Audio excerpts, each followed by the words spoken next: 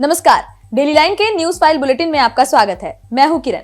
इस बुलेटिन में हम आपको बताएंगे कि हरियाणा के सोनीपत में पीएम मोदी ने कांग्रेस पर क्या बड़े आरोप लगाए और बताएंगे कि अरविंद केजरीवाल ने मोहन भागवत को लेटर लिखकर किन 5 सवालों के जवाब मांगे हैं।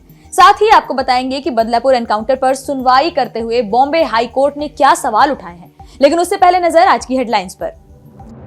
हरियाणा के सोनीपत में जमकर गरजे पीएम मोदी, कहा कांग्रेस का शाही परिवार देश का सबसे भ्रष्ट परिवार, प्रदेश को दलालों और दामादों को सौंपा। केजरीवाल ने मोहन भागवत को लिखा लेटर, जांच एजेंसियों के दुरुपयोग और प्रधानमंत्री नरेंद्र मोदी के रिटायरमेंट समेत पूछे 5 सवाल। कहा अगर यही हाल जारी रहा तो लोकतंत्र हो सकता है खत्म। कंगना रनौत ने कृषि कानूनों पर दिए अपने बयान पर मांगी माफी। कहा अगर मैंने अपने बयान से किसी को आहत किया तो मैं अपने शब्द वापस लेती हूँ। बदलापुर एनकाउंटर पर बॉम्बे हाईकोर्ट ने की सुनवाई, महाराष्ट्र सरकार से पूछे सवाल। कहा आरोपी पर आसानी से काबू पा सकते थे 4 आदमी, इसे एनकाउंटर नहीं कह सकते। हरिणी अमर सूर्या बनी श्रीलंका की प्रधानमंत्री, राष्ट्रपति अनुराग कश्यप, दिशा नायके ने दिलाई शपथ, विजया और लक्ष्मण बने कैबिनेट मंत्री। चर्चा करेंगे खबरों की विस्तार से। रुख करेंगे पहली खबर की ओर। हरियाणा चुनाव को लेकर प्रधानमंत्री नरेंद्र मोदी ने आज सोनीपत के गोहाना में एक रैली को संबोधित किया। इस दौरान पीएम मोदी ने कांग्रेस पर जमकर निशाना साधा। पीएम मोदी ने कहा कि कांग्रेस का शाही परिवार देश का सबसे भ्रष्ट परिवार है और जब हाई कमान भ्रष्टाचारी होता है तो नीचे लूट का खुला लाइसेंस मिल जाता है। यहाँ किसानों की जमीनों को लूट लिया गया, प्रदेश को दलालों और दामादों के हवाले सौंप दिया गया। पीएम मोदी ने आगे कहा कि बीजेपी सरकार में हरियाणा आज खेती और उद्योग दोनों मामलों में देश के टॉप राज्यों में अपना स्थान बना रहा है। राज्य में जब औद्योगिकीकरण बढ़ता है तो इसका सबसे ज्यादा फायदा गरीब, किसान और दलितों को होता है। पीएम मोदी ने आगे कहा कि पिछले 10 साल में पूरी दुनिया में भारत पर भरोसा बढ़ा है। विश्वास हुआ है कि अब भारत भ्रष्टाचार, परिवारवाद से मुक्त होकर तरक्की कर रहा है। दुनिया को लगता है कि अब आने वाले समय में कोई देश इतनी तेजी से आगे नहीं बढ़ पाएगा जितनी तेजी से भारत बढ़ रहा है। रुक करेंगे अगली खबर का। दिल्ली के पूर्व मुख्यमंत्री अरविंद केजरीवाल ने आरएसएस प्रमुख मोहन भागवत को आज एक लेटर लिखा। इस लेटर के जरिए केजरीवाल ने मोहन भागवत से 5 सवाल पूछे हैं। उन्होंने केंद्रीय जांच एजेंसियों के दुरुपयोग से लेकर पीएम मोदी के रिटायरमेंट तक के मुद्दों पर सवाल किया है। केजरीवाल ने लिखा कि वे देश के मौजूदा हालात से बहुत ज्यादा चिंतित और बीजेपी सरकार की नीतियों को देश के लिए हानिकारक मानते हैं।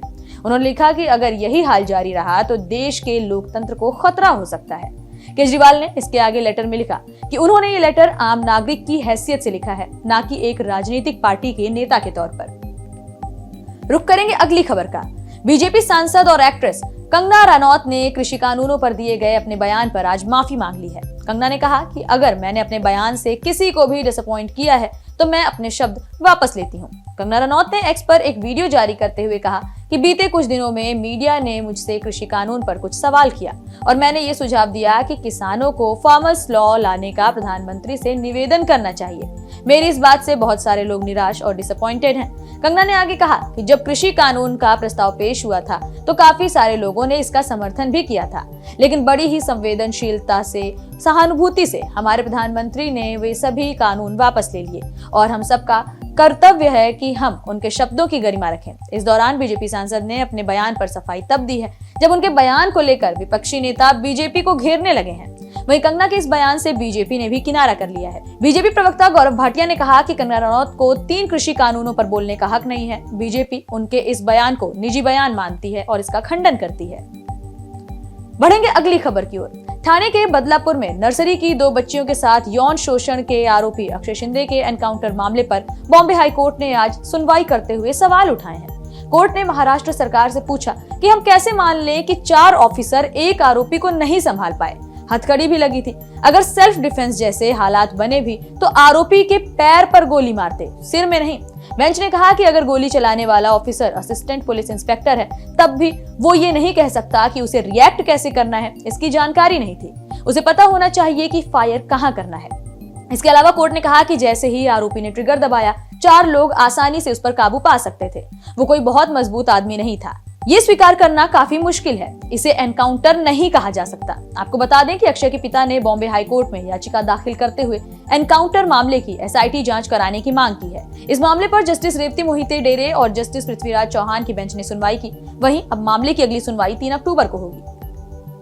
बढ़ेंगे अगली खबर की ओर। नोएडा प्राधिकरण के सीईओ रहे और पूर्व आईएएस अधिकारी मोहिंदर सिंह को ईडी ने ठगी मामले में पूछताछ के लिए तलब किया है।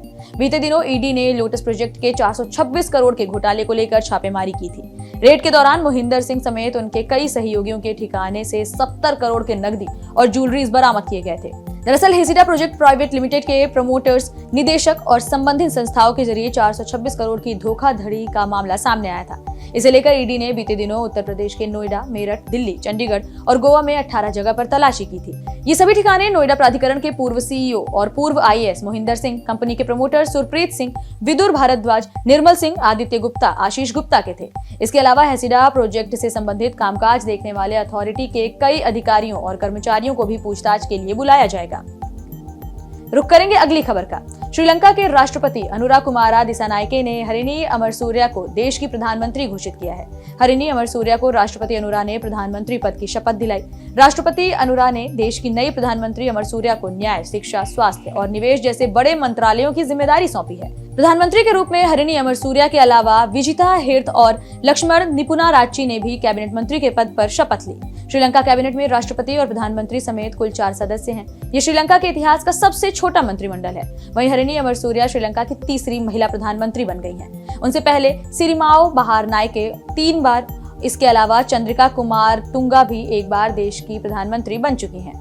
हरिनी अमरसूरिया साल 2020 में पहली बार सांसद बनी थी। श्रीलंकाई राष्ट्रपति दिसानायके ने मंगलवार रात संसद भंग की थी। इसके बाद अब 14 नवंबर को देश में संसदीय चुनाव होंगे।